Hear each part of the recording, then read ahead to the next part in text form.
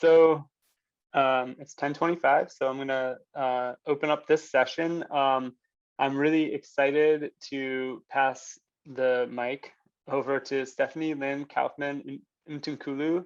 Stefanie said you can type questions in the chat, and we'll keep an eye on that during the talk, but also if it doesn't get addressed during the talk, put it in the Q&A and we can get to it at the end. And that's all for me. I'm going to pass it over to you, Stefanie. Welcome. Thank you so much. Thank you so much. And just want to confirm that folks can see my screen. And yes. Awesome. And I don't know if there's going to be a test for Spanish interpretation, but I would like to make sure that that is working for folks who need to access that before I begin. So for that, would you all like us to do a quick run through of, or just do you think it'll be the same people and we'll just put the messages in the chat? Yeah, that would be great if you want to put messages in the chat. And then folks, if you're having any issues accessing Spanish interpretation, ASL interpretation, or the live captions, please feel free to send a message in the chat. We will take a pause. We'll get that sorted. We don't want to leave anyone behind regarding access. So please let us know if that is an issue for anyone, and we will get that addressed. Okay, so we will send the instructions on the chat, and just a few friendly reminders about, as presenters, the pace in which you're talking, please be moderate. There's ASL language interpretation and also Spanish to English, English to Spanish, and be especially mindful whenever you're reading. We tend to read faster than when we're formulating our thoughts. So just be mindful of that. We appreciate it. Thank you so much. Thank you. And thank you everyone for joining us today. My name is Stefanie. I use they and she pronouns, and I'll give a quick image description of myself. I'm a white, non-binary person. I'm wearing a black t-shirt that says "No New Jails" on it. I have floral earrings on, and behind me are some white walls. You can see some wooden panels on the ceiling. And for folks who don't know what an image description is, that is a very useful access practice to give folks who are blind or visually impaired access to the same type of information that sighted folks have visually. So that is called an image description. And again, is an example of an access practice that everyone can integrate into the work that y'all are doing, especially virtually. So today we will be sharing space around disability justice and interpersonal violence, or IPV. My goal today is really sharing about how a disability justice lens informs the way that we think about violence and the way that we would think about responding to violence, and also specific considerations when we're working with disabled or neurodivergent or MAD or mentally ill folks who might be experiencing violence or have survived violence. There are a lot of particular intersections between our communities and a lot of overlap between the types of oppression and discrimination that we face. So this is, for me, also a very personal topic, being a queer, non-binary person with multiple disabilities who has been in emotionally and physically abusive relationships, which were very much tied up in me being disabled. So I'm really excited to have space to talk about this today. Would love for y'all to be as interactive as you'd like. I know we only have the chat to do that. So I will try and read things out as they come through, address any questions that come up, or feel free to use the Q&A again if you have questions for me. or things that you'd like to share, resources. Would love to hear all of those as well. Just if people want to talk, I can give them mic privileges if they want, if they want to ask you a question with their voice.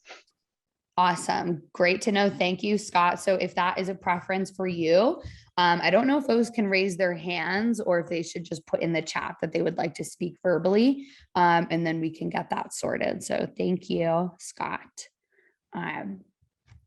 Awesome. We have already talked a good bit about access already. As y'all can see, we have interpretation. We have Spanish to English, English to Spanish, ASL interpretation.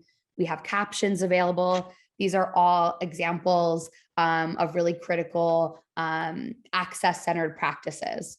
So on the screen, you'll see accessibility is crossed out, universal access is crossed out. And that's because it's really, really difficult, if not totally impossible, to make something completely accessible for everybody, because we all have different bodies, different minds, different needs that must be met. And those needs can often conflict. So for an example, I'm autistic. I tend to speak very quickly, and I need to keep checking myself to make sure that I don't speak too quickly for the interpreters. But that's also not something I can always fully control, right? So that's an example of some conflicting access needs. And if you know two disabled people, you know two people who are going to have access needs conflict. So the best that we can do is be centering access and making a commitment to that.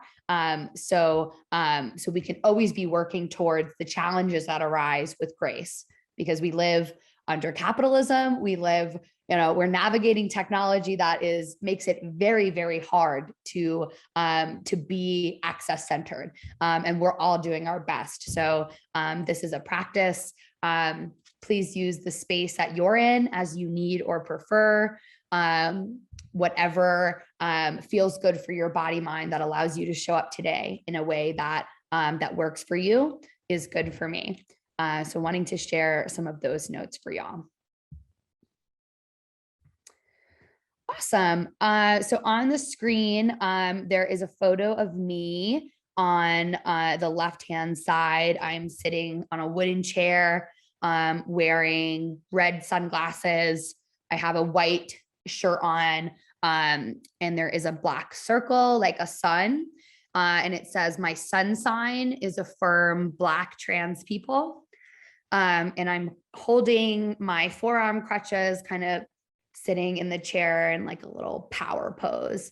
And I like this picture because we don't often see disabled people kind of like owning our mobility devices. So that was a fun picture for me. And to give y'all a little bit more context of who I am and how I'm showing up here. Again, my name is Stefanie. I use they, she pronouns. Full-time gig, I'm the director of Project Let's, which I'll talk about in a moment. A little bit more about me. I have been involved in disability and mental health related organizing and education for many years. I am a parent. I also do a lot of non-clinical healing work, and have lots of different lived experience. I'll read from the screen with physical disability, neurodivergence, CPTSD. I'm autistic, sexual and domestic violence survivor, a suicide attempt survivor. And I also have lived experience with psychiatric incarceration, or what we might call psychiatric hospitalization, self-harm, chronic pain, and altered states. So showing up today with a lot of different layers of lived experience and different lineages of knowledge that I have really been grateful to tap into to really share what I'm going to share with y'all today. So I'm really excited to get started. And just to give you a quick overview of the work that Project Let's does, we are a grassroots national organization led by and for disabled and neurodivergent folks. We focus on peer support and community care, political education, and organizing and advocacy for disabled and MAD folks. So on the screen are some different offerings that we have. We do crisis response trainings. We have trainings available around suicide as political, carceral ableism. We have some upcoming courses happening and often do programming to redistribute funds to multiply marginalized and directly impacted folks through our trauma healing fund for Black folks. We've been organizing a rapid response COVID fund for the past 2 years. So a little bit about the work that we're doing there.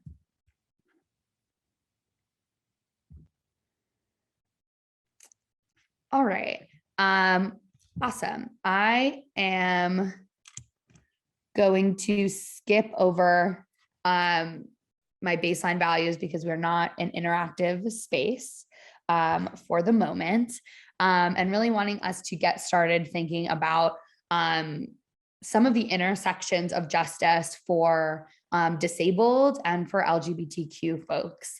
And I think for me, when I was doing some reflecting on this, there are a lot of intersections, a lot of critical issues that both groups, and again, lots of overlap, have faced. Both disabled folks and LGBTQ folks have histories as oppressed identity groups. We have very complex and beautiful histories of resistance within all of the oppression and brutality that both of our communities have faced. And again, when we're thinking about intersectionality, when we're thinking about, we have disabled folks, we have LGBTQ folks, and then being part of both of those communities is going to come together to create a very specific form of an identity category, right? A specific form, and as Kimberly Crenshaw says, a category of oppression that's unique to that intersection. So it's not like we can just say, okay, here's the experience of being disabled and here's the experience of being queer. And if we add those things together, we get this experience. It doesn't work like that. It creates something entirely new and entirely distinct. So keeping that lens on what I'm mentioning here, that we can look at it in isolation, and then we can think about, what does it look like to have this intersection, and there is a very long history of sexuality and gender oppression, being directly tied to mental health, to disability, to perceiving differences in sexuality and gender as mental illnesses that were literally once part of the DSM, particularly for homosexuality. So that kind of lineage of being medicalized and being pathologized exists in both spaces. Also, intense experiences of shame and social isolation, not wanting to acknowledge and come to terms with this part of our identity because it comes with a lot of baggage in the society that we live in. Thinking about histories of institutionalization, which really ties into some of the medicalization of our experiences that I was just mentioning. Having those stigma and fear-based attitudes that are so violent on that interpersonal level, right? Both disabled, mentally ill folks and LGBTQ folks have had, been positioned as these beings that are like not whole, not fully real, not totally natural, not really capable, and kind of gross and threatening and weird looking. And, there's also a long history of, freak shows, right? People used to pay money to come walk through psychiatric institutions to come look at disabled people, and which also happened for Black people, which happens, in this way that we start to fetishize certain marginalized communities. And that is something that is a link between our communities as well. And wanting to just name the last two, different cultures tend to have different ideologies and beliefs around why disability exists, why people are queer, right? Sometimes that becomes associated with sin, with punishment, which can be a really violent thing, depending on what type of community you're part of. In the same way that there have been histories of conversion therapy, there have been very violent uses of like community healers, and people who are going to cure you of your disability, and stemming from the same very violent place of there's something wrong with your body mind.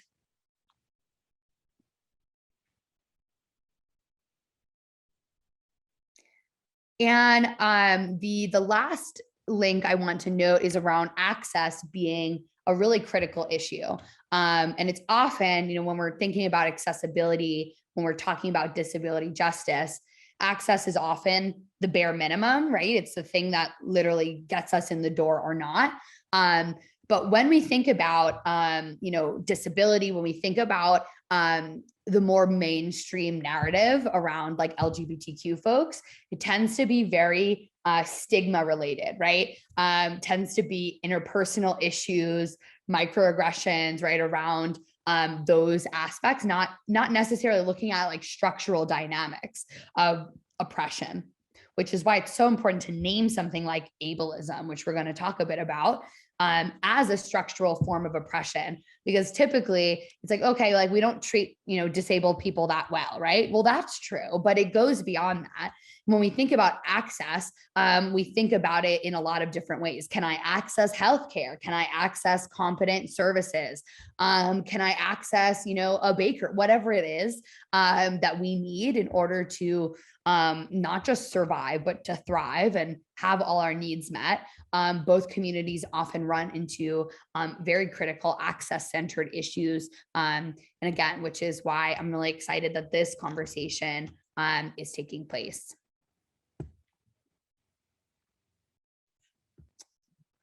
Awesome. So I want to share a quote from Kaite Davidson. And on the screen, you'll see a photo of Kaite. And the quote says, "Our identities have been defined to denote deviation from what has been determined the normative or majority mind or body." And so here Kaite is talking again about the intersections between being disabled and being LGBTQ and part of both communities. And I really like this quote, really bringing us back to the foundation of deviating from what has been determined to be the norm.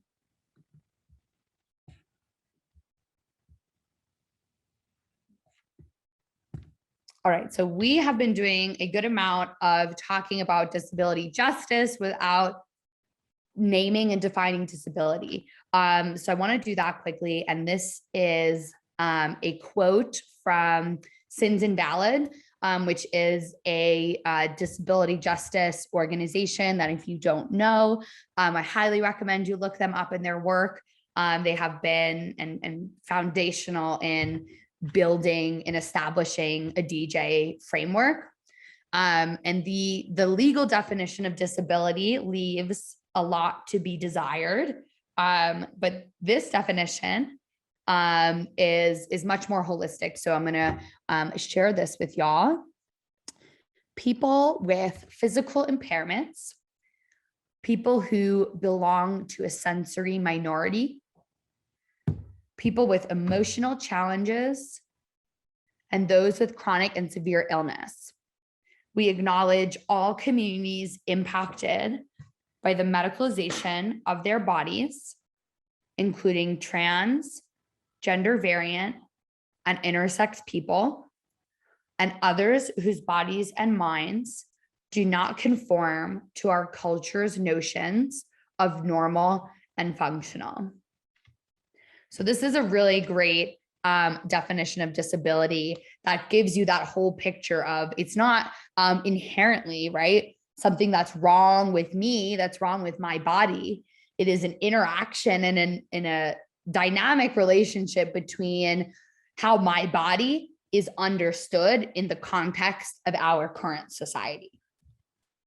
And to say that a little more clearly, here's another definition that I got from Dustin Gibson that says a mismatched interaction between the features of a person's body and the features of the environment in which they live.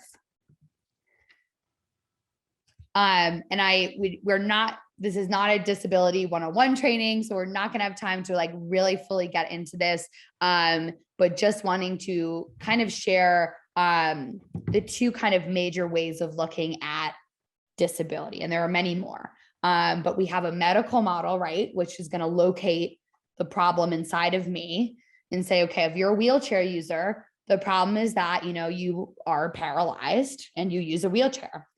And a more social model of disability would say, well, the problem is not actually located in my body. The problem's located out there. The fact that society is inaccessible.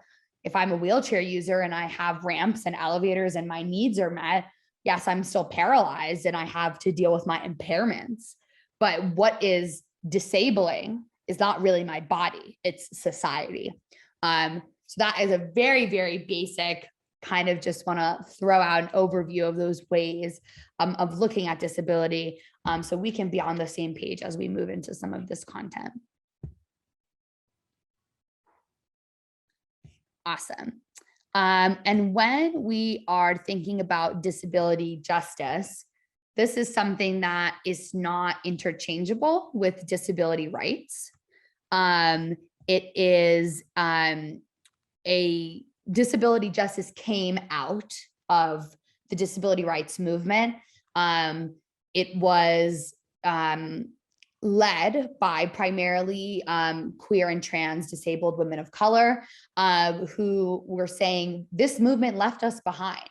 And Patty Byrne, who's the director of Sins Invalid, frequently says that, you know, we exist, multiply marginalized disabled people, we exist in the margin, the cliffhangers of the disability rights movement.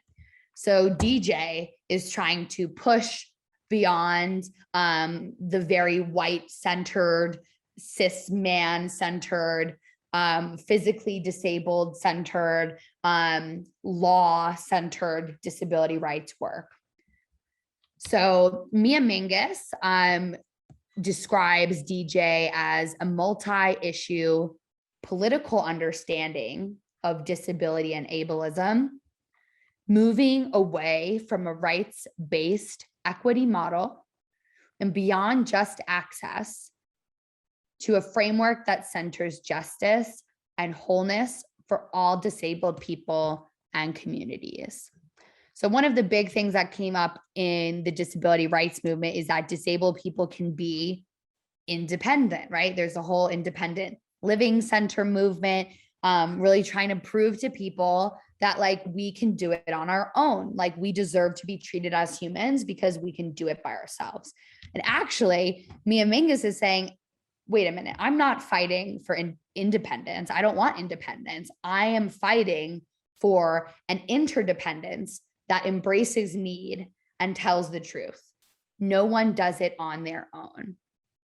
And this is a really important point because for disabled people who end up getting trapped oftentimes in abusive relationships or violent relationships, part of that is because our dependencies have become invisibilized in certain ways. And we become very dependent and exist in very interdependent relationships in ways that neurotypical and non-disabled people, if they're also not approaching it from that interdependent lens, it can look like a lot of power, and it can be a lot of power. And so we're going to talk a bit about that as well. Also wanting to name that DJ is really looking at disability and ableism in connection with every other form of oppression. We're thinking about the ways that ableism, valuing certain people's bodies and minds based on what they can do, what they can produce. How does that make racism possible? How does that make classism possible? How does that make misogyny possible? These are really questions we want to be asking.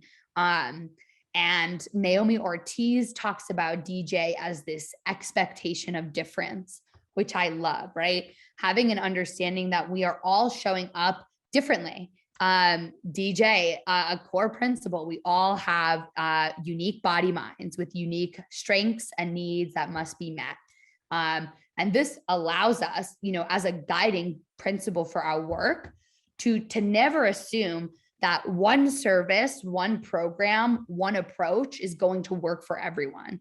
And we really want, whether our clients are disabled or not, or the people we're working with are disabled or not, we always want to be centering that expectation of difference, moving with flexibility, recognizing that other people are absolutely necessary for our well-being and our health, and forcing folks to heal in independent ways is violent, particularly for disabled folks.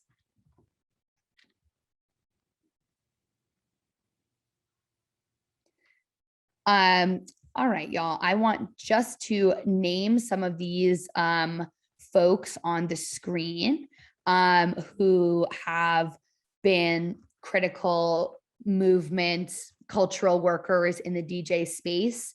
From left to right, we have Stacey Milburn, who has done work with the Disability Justice Culture Club, and tremendous amounts of organizing, writing, activism. We have Mia Mingus, who is involved in both disability justice and transformative justice work. Eli Clare, Patty Byrne is in the center with the very colorful shirt. Leroy Moore, who is also, alongside Patty, one of the original founders of the DJ kind of praxis. And Leroy also organizes with Crip Hop Nation, and I will put that in the chat. Next, we have Talila Lewis, who also goes by TL. TL is a community lawyer, works with HERD, a cross-disability organization, primarily supporting deaf, disabled, incarcerated folks, doing really critical work. And all the way to the right is Aurora Levins Morales, who is a writer, thinker, has written Medicine Stories, if folks know that book. Just some wonderful people to know and to check out their work and to be inspired by.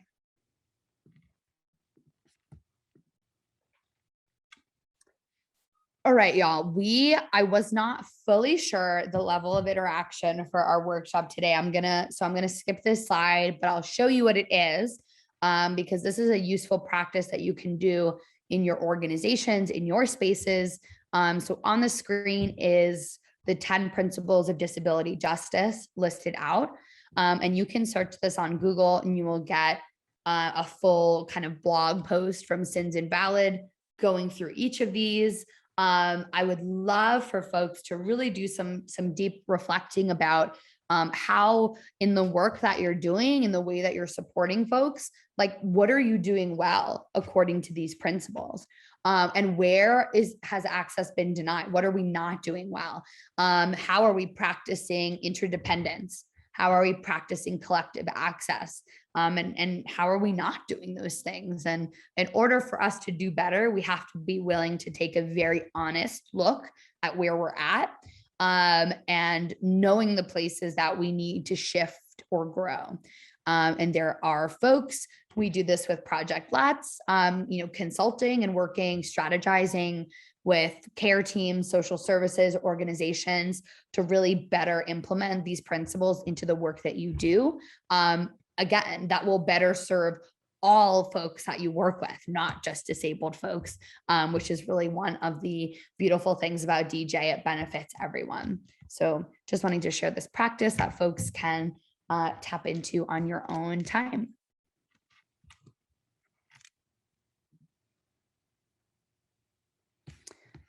All right. Just want to again highlight, if you have questions, comments that you want to share, please feel free to put them in the chat. Okay, and we have Buffy Queen, who just asked, what are other examples of neurodivergent? So neurodivergent literally means having a brain, a mind that diverges from the norm, or the typical. So we have neurotypical being someone who is not classified, right, as having a brain that is divergent. And this is the neurodivergent terminology really came in opposition to the pathology paradigms that we have, right? And the woman who coined the term or the concept of neurodiversity was an autistic sociologist who was saying, actually, I don't think autistic people are broken. I think that our brains just work differently.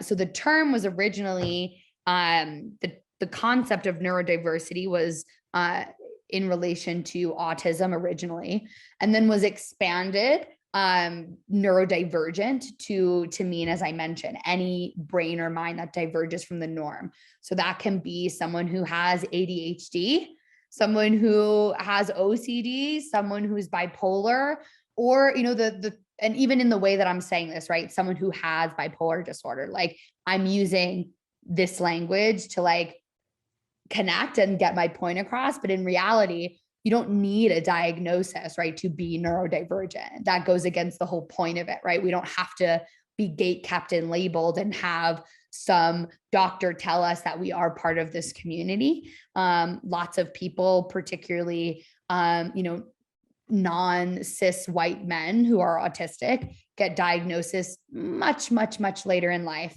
And so, yeah, it's a very a term to really be more inclusive and not gatekeep, which it sometimes gets used to do. But thank you for asking. I'm glad that was helpful.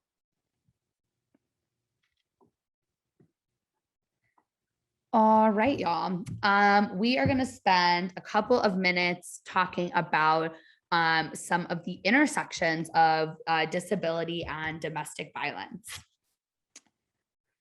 So as I mentioned briefly, we know that violence thrives on power dynamics. And when we're looking at relationships, particularly relationships with disabled folks and non-disabled folks, that is a power dynamic like other forms. When we have interpersonal relationships with some aspects of privilege, some aspects of oppression, we have to really take a look at what those power dynamics look like. And as I mentioned, we know that disabled people often exist in these deeply interdependent ways and vulnerable relationships. And we also know that disabled people tend to be, tend to be more isolated than others. And that is also a tactic of abuse to keep people isolated from potential supports and communities and resources, making sure that the person perpetuating abuse is the only one that you can rely on. So kind of compounding those layers of what it looks like to practice interdependence when you are disabled, plus that strategizing of isolation can compound into something that is very violent and creates a very particular vulnerability for disabled people.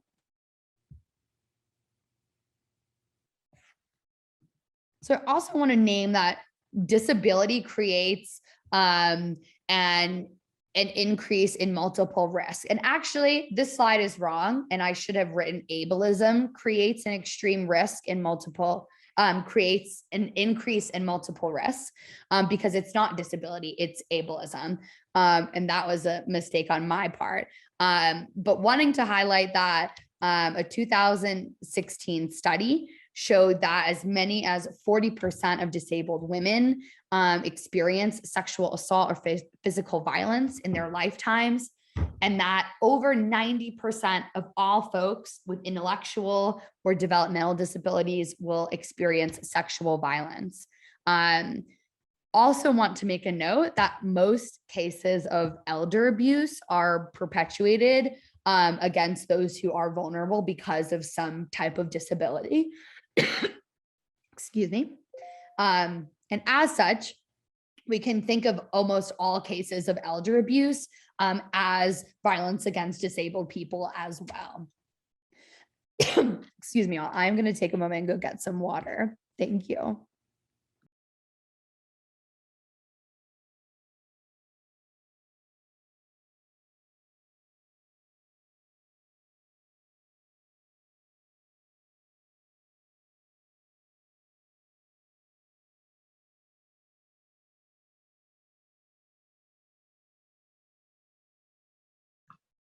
I just put in the chat, if people are coming up with questions that they want for the end, you can stack them in the Q&A, which is at the bottom of the screen. Write a question there, and yeah, if it's something you want to leave until the end of the talk.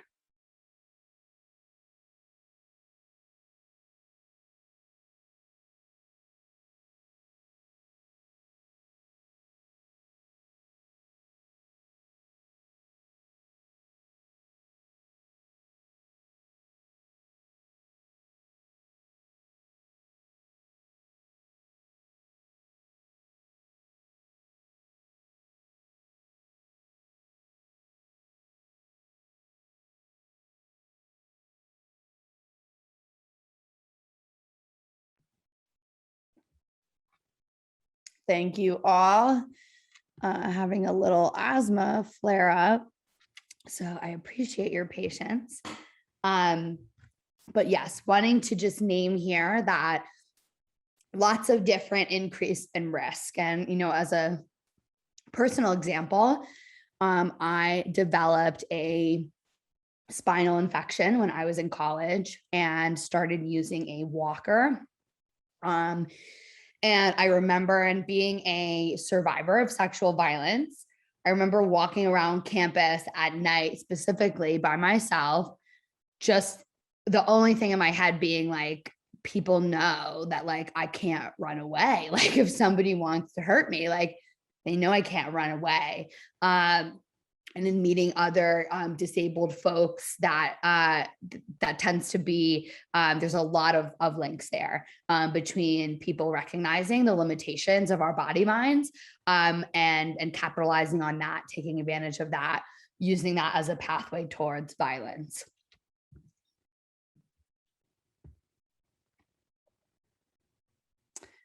All right.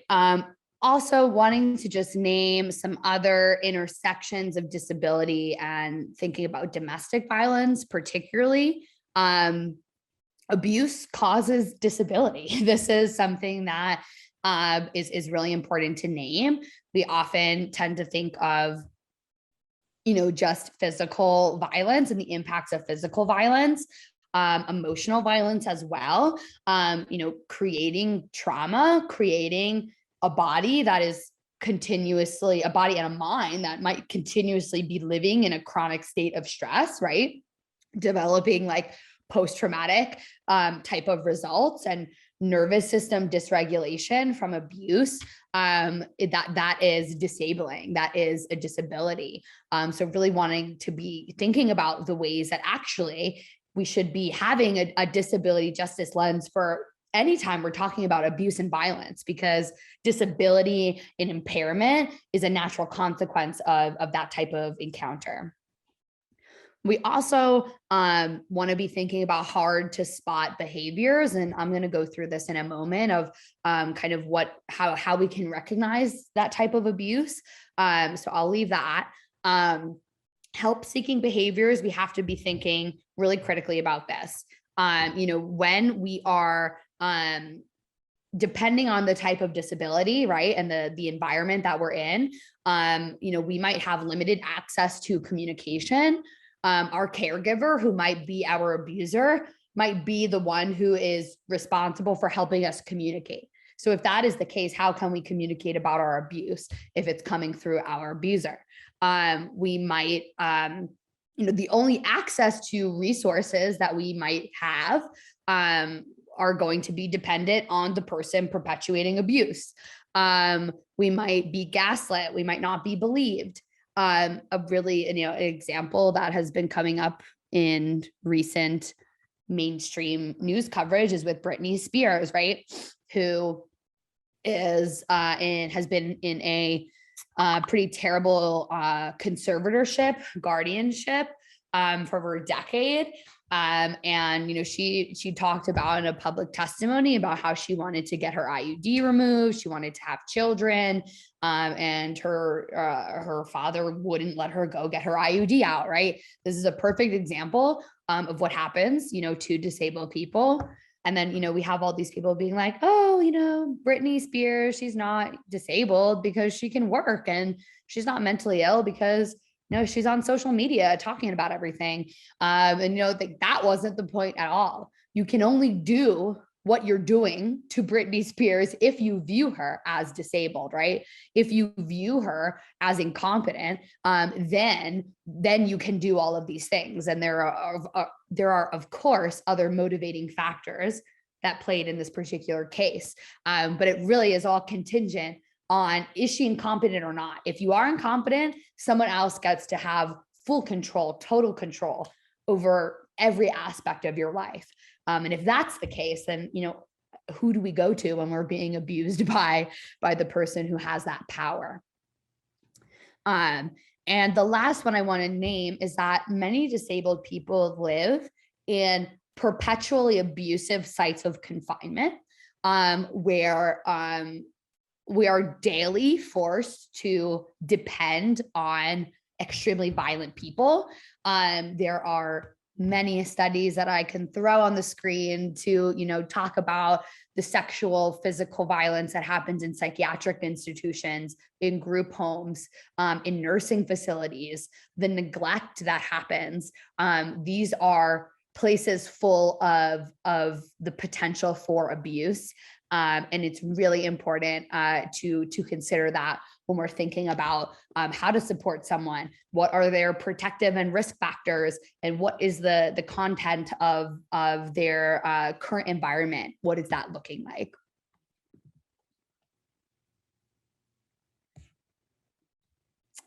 All right. So I want to talk a little bit about how to recognize interpersonal violence.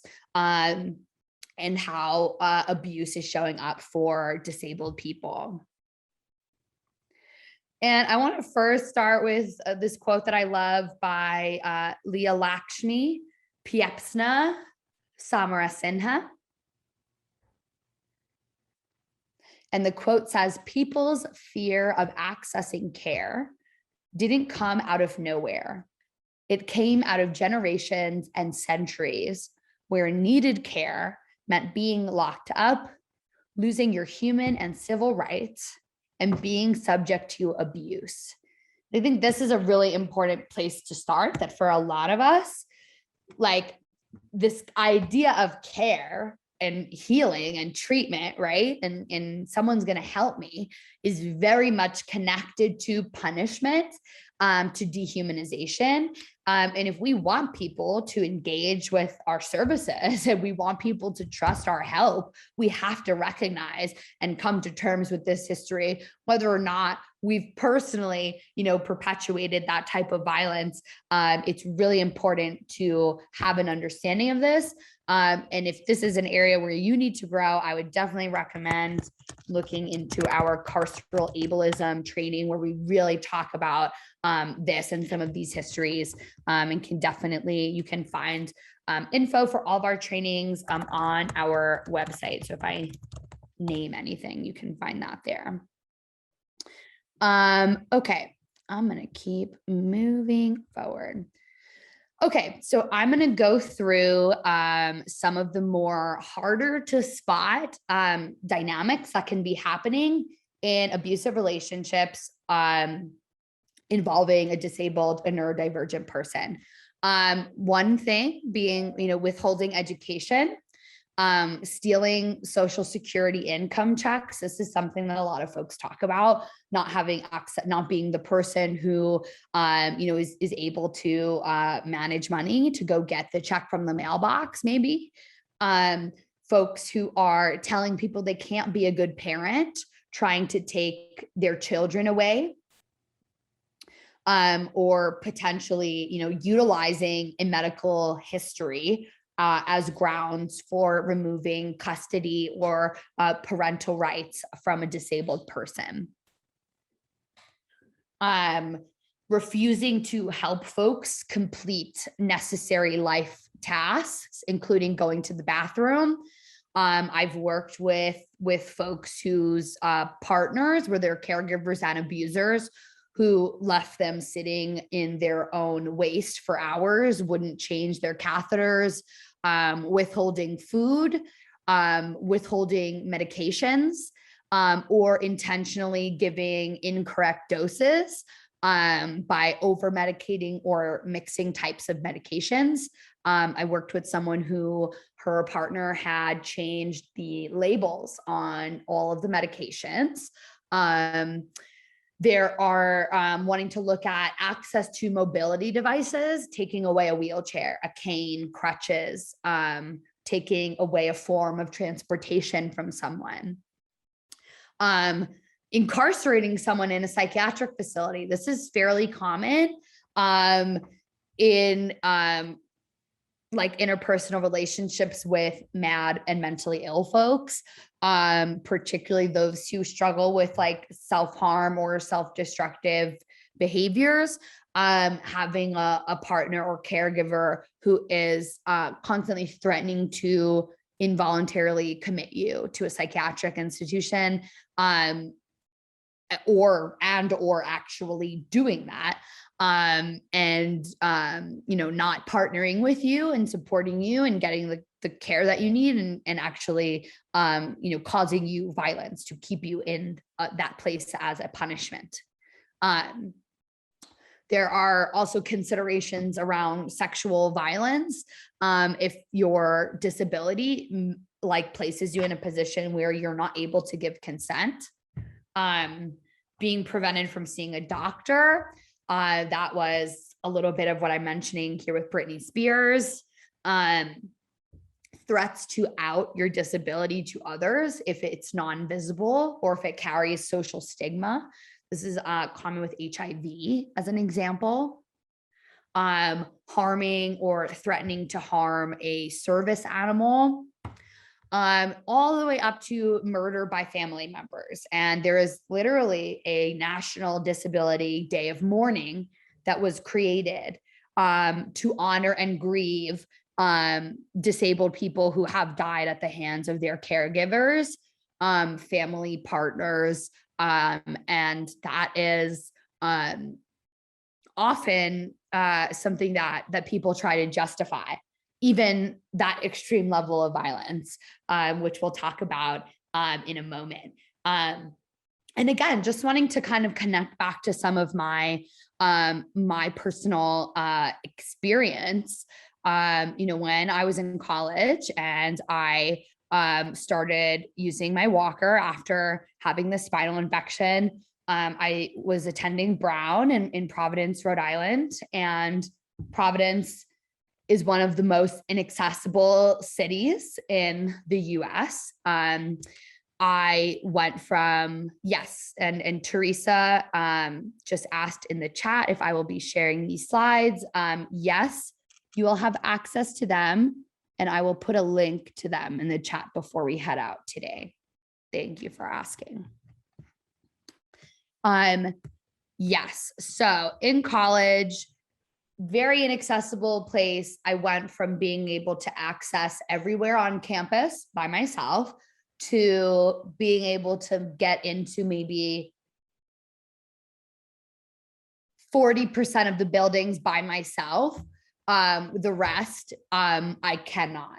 I literally had my partner at the time. He would wake up in the morning early. He would carry my walker down his flight of stairs. I had to move into his dorm room because I couldn't live in my dorm room. It was too inaccessible. He would carry my walker out, then he would come back and carry me out. And then he would walk me to my class and he would carry my walker up 3 flights of stairs, come back, get me, carry me up 3 flights of stairs. And that was like how I got through college, when my professors and the university took months to move a room, right? I was fully dependent on him to access my education. And one time one of my professors was like, oh, does disability services give out people to carry to help you get around? And I was like, no, this is my partner. And so, I start entering this mindset of, oh my God, look at what my partner has to do for me. I'm never gonna find anyone who's gonna want to do this, right? Internalizing all of that ableism. And the reality is, in the current way that we live, it is a lot. Like, that was a lot for him to do, right? And we didn't have other resources and other supports, and I didn't know if I'm entitled to what types of services. I'm just thinking, okay, I want to graduate college and this is how I have to do it. If I want to get food, I rely on him. If I want to take a shower, I rely on him. And so even when it gets so bad, that you rely on this person. And for a lot of disabled people, that is where we end up. Our self-esteem becomes so eroded because we believe that this is all we're worth, and we're such burdens that no one will ever want to be with us. And I had people say that to my face, oh, you're so lucky that you found someone before you started using a walker, because, like, I can imagine that must be so hard, right? So it's a little bit of how I feel about myself, but I'm also getting that reinforcement every day. The whole world telling me I'm so lucky to have this person doing all this stuff for me.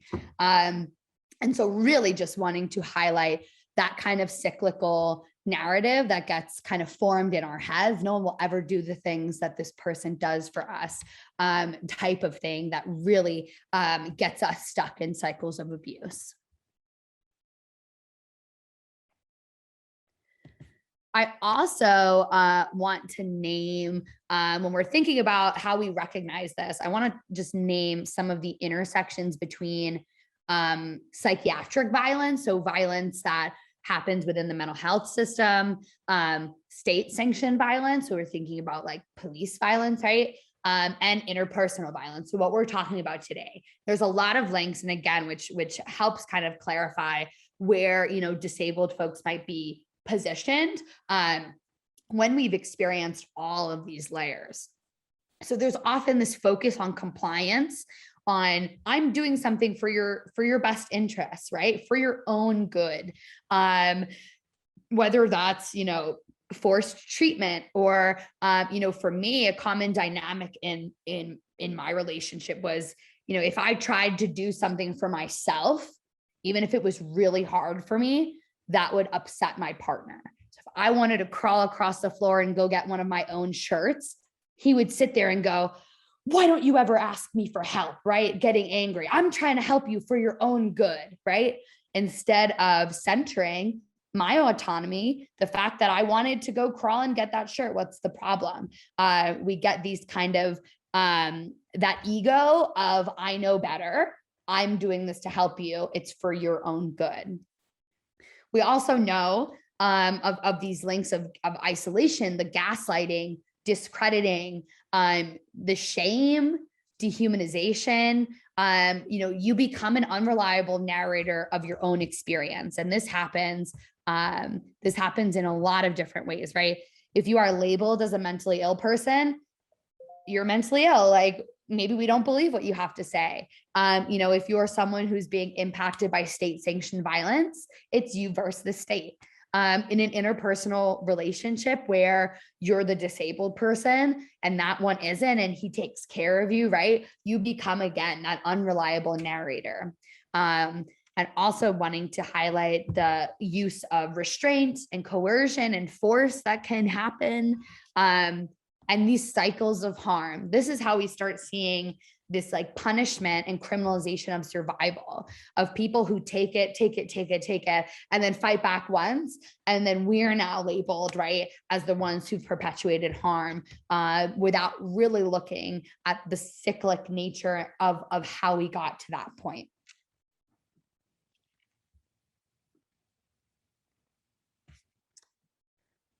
All right, thank you, Scott.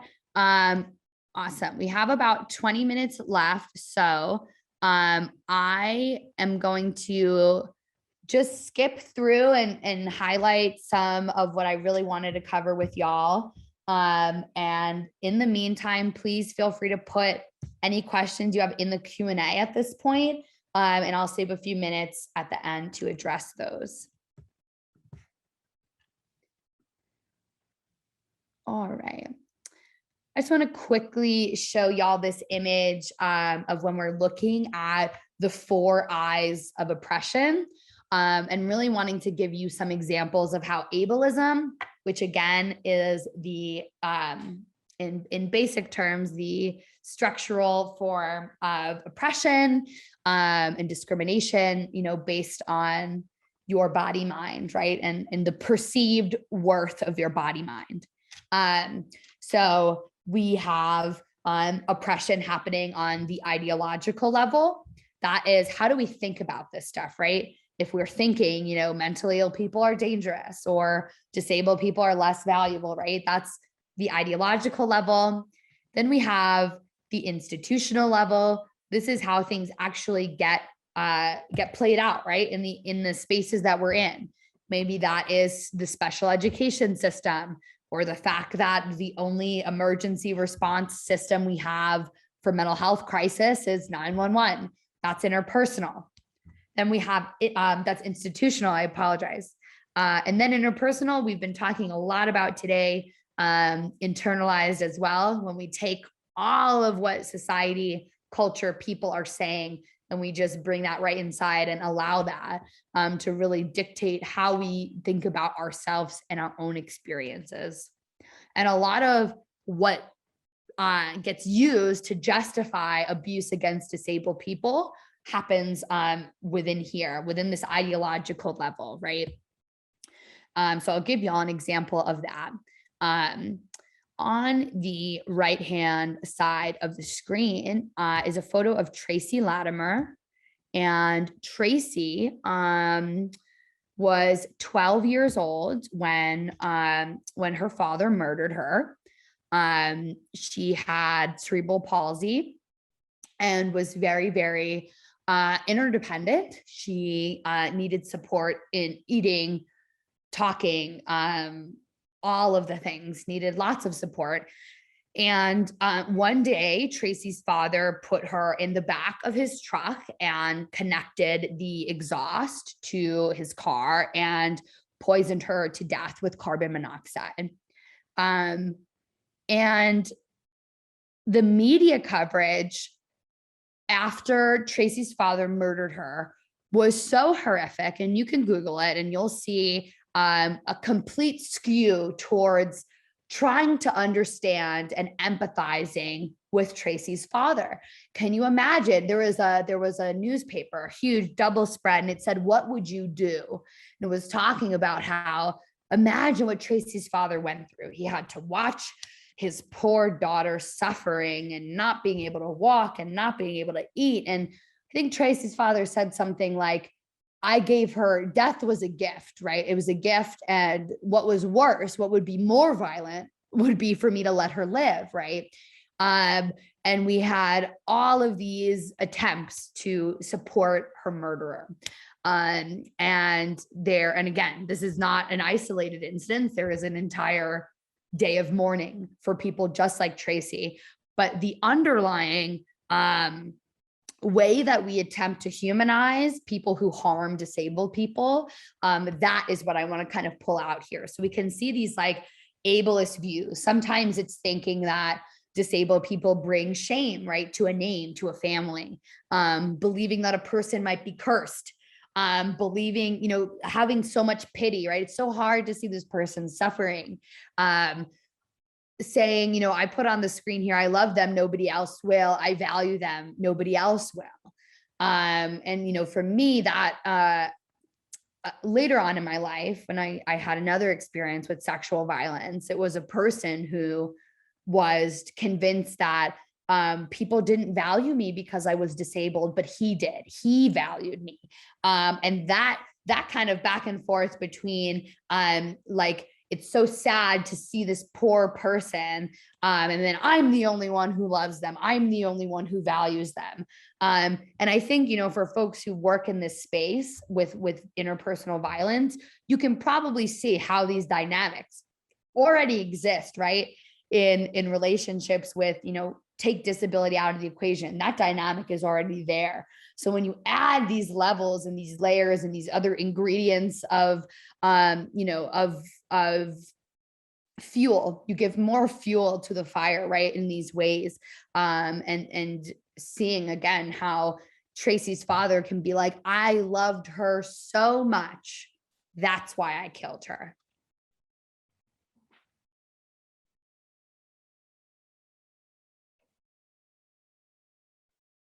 And also just wanting to name this aspect of lived experience, that sometimes people will use their own disability or trauma to justify the perpetuation of abuse, right?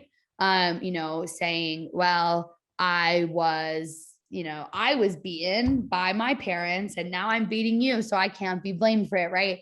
That's just one example that can show up in a lot of very nuanced ways. Oh, I couldn't control it, I have a mental illness.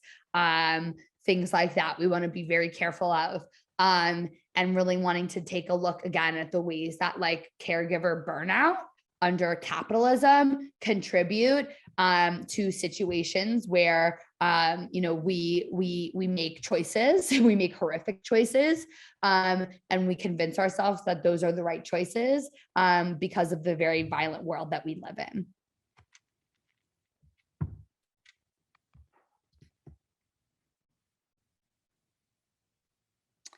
And I just want to share this quote. I will share in my follow-up resources the link to this article. It was from a woman named Ibre. She's a Black disabled queer woman born in Nigeria, living in the UK. She contracted polio when she was young, and is a wheelchair user. Her entire life, her family considered her a curse and kept her hidden from folks. She also experienced sexual and physical violence from family members and an ex-partner. And when she was trying to get social services, she struggled to find an accessible women's refuge. There were no accessible refuges that she could find.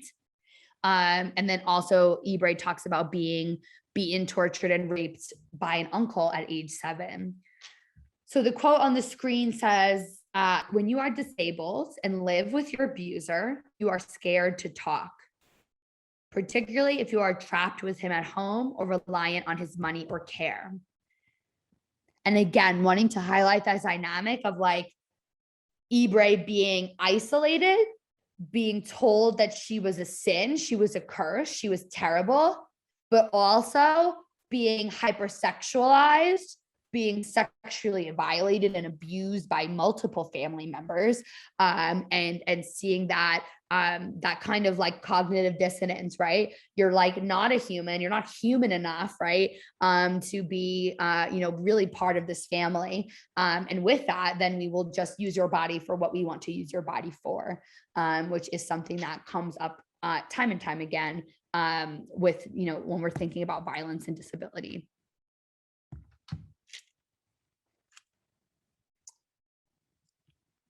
All right, y'all. All right, I'm gonna spend probably like 3 more minutes just wrapping up some thoughts here.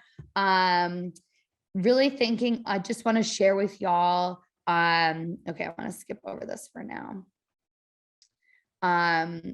Wanting to just share with y'all the importance of peer support from the work that I do, really thinking of ways that we can create more pathways for people to get care without punishment, without engaging carceral systems. And I am including the mental health system in carceral systems.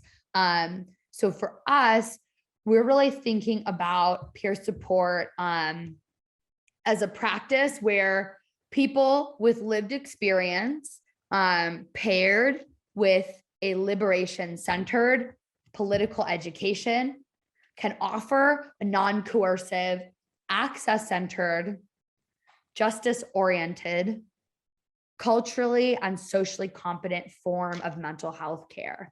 And even, if you work for an organization, can be as simple as hiring a couple of peer supporters, right? Who have lived experience, who can connect with your more vulnerable folks from the get-go, build trust, talk to them about their experiences as well. That can be a game changer for folks who are really vulnerable, multiply marginalized, trying to access services. And I love this quote from Brené Brown. Rarely does response make something better. What makes something better is connection.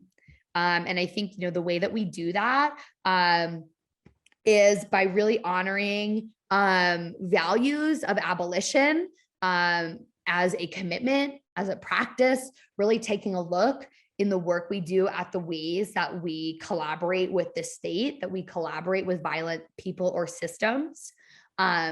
The ways that we utilize force and coercion. And that doesn't just mean like putting your hands on somebody. Force and coercion can be verbal. It can be through forms. It can be through an email, right? Really wanting to take a look at that.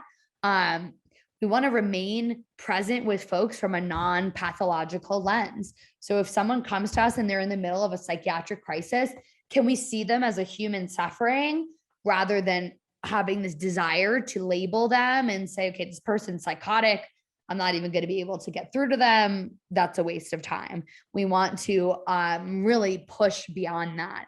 And one of my most important tools, and we won't have time to get into this today, but please reach out if you're interested in more education around this. Really working to build shared power and supported decision-making tools for folks who have been chronically in positions of losing power and agency. When we're in a helping field, we do not want to perpetuate that at all. We always want to be saying, how are we sharing power? How are we giving this person control back? And if we're not looking at that, we are really, really missing a really critical and core part of the work that we're doing.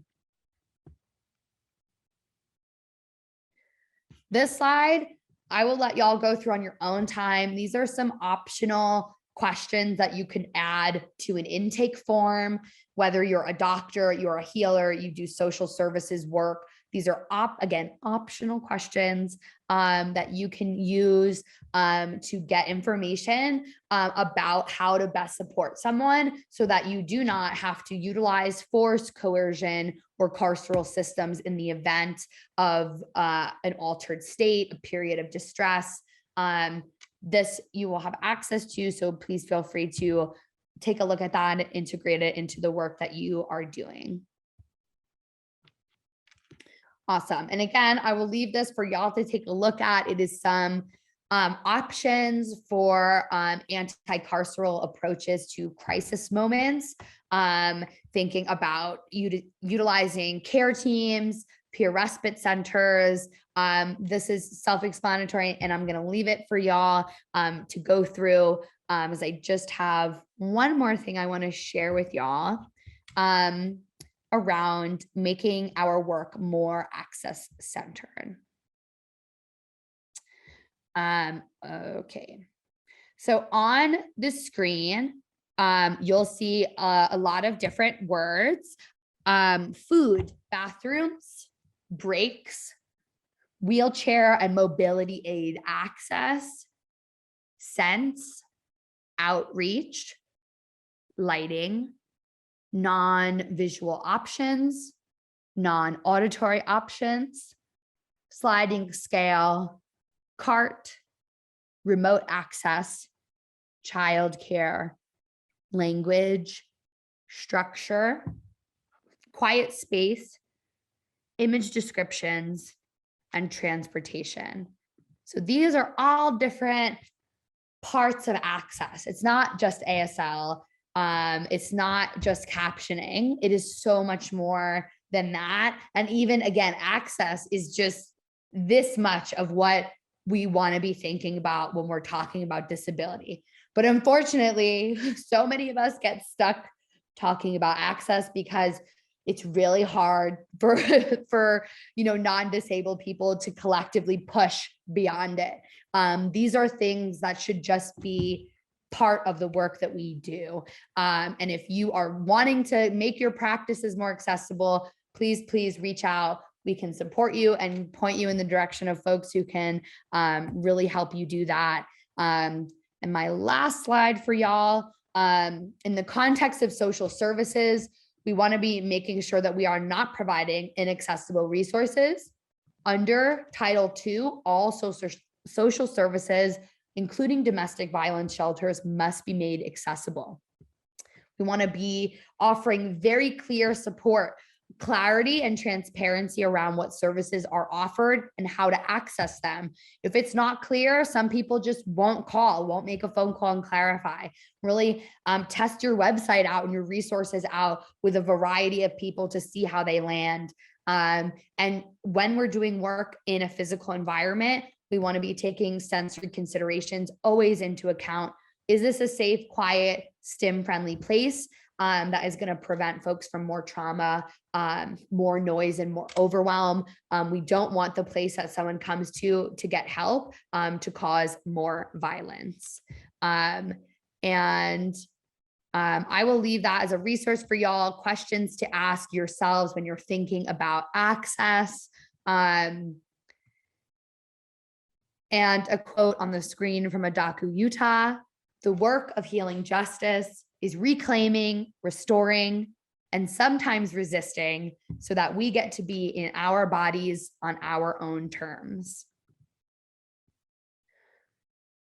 Awesome, y'all. I'm going to leave this up on the screen for a moment.